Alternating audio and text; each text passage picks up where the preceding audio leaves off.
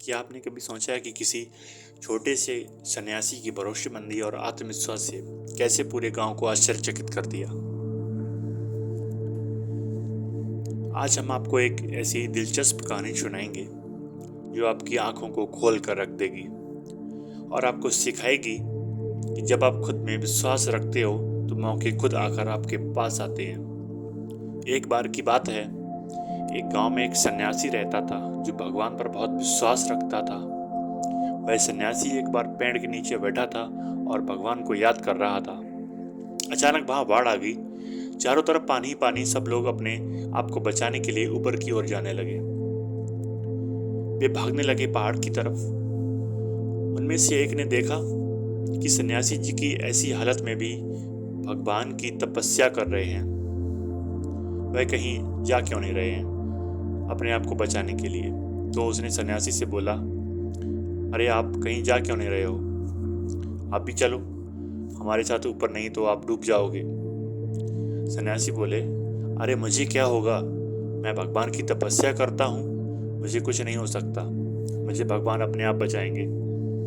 धीरे धीरे पानी सन्यासी की कमर तक आ गया।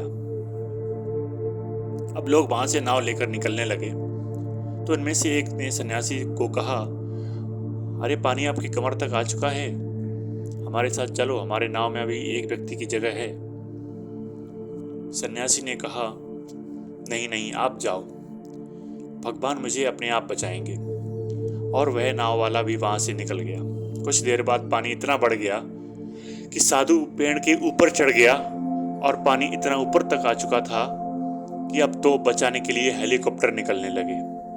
एक हेलीकॉप्टर सन्यासी के पास आया, जो कि आखिरी हेलीकॉप्टर था। सन्यासी के पास आकर नीचे रस्सी फेंकी और बोला, इसे पकड़ो और जल्दी से ऊपर आ जाओ, नहीं तो आपको डूबना पड़ेगा। ये आखिरी हेलीकॉप्टर है और आपके पास कोई रास्ता ही नहीं है बचने के लिए। सन्यासी ने कहा, ये रस्सी ऊपर खींच लो और आप चले जाओ, मुझे अपने भगवान पर पूरा भरोसा है, वह मुझे बचा ही लेंगे।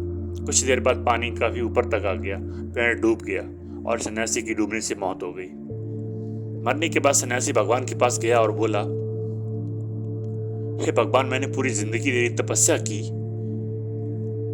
मेरा पूरा जीवन तेरी आराधना करने पर लगा दिया, फिर भी इतने भरोसे के 713 साल इंतजार किया और तुम मुझे बचाने आएगा, लेकिन मेरी वहां डूबकर मौत होगी पर तू नहीं आया, ऐसा क्यों? भगवान बोले, इंसान एक बार नहीं 3 बार आया था, वह तीनों बार मैं ही तो था, पहले पैदल, दूसरे नाव के साथ और तीसरा हेलीकॉप्टर के साथ। लेकिन तूने मेरा एक भी मौका पहचान नहीं पाया। पता नहीं किसका इंतजार कर रहा था तू। इस कहानी की तरह ही ऊपर वाला हमें बहुत सारे मौके देता रहता है, लेकिन हम सब उन सबको ठुकराने में लगे रहते हैं या किस बात या किस चीज का इंतजार कर रहे होते हैं। लेकिन वह होगा तभी यह करूंगा। ऐसा करते करते उस बात पर अड़े रहने से एक वक्त के बाद वह मौका हाथ से छूट जाता है।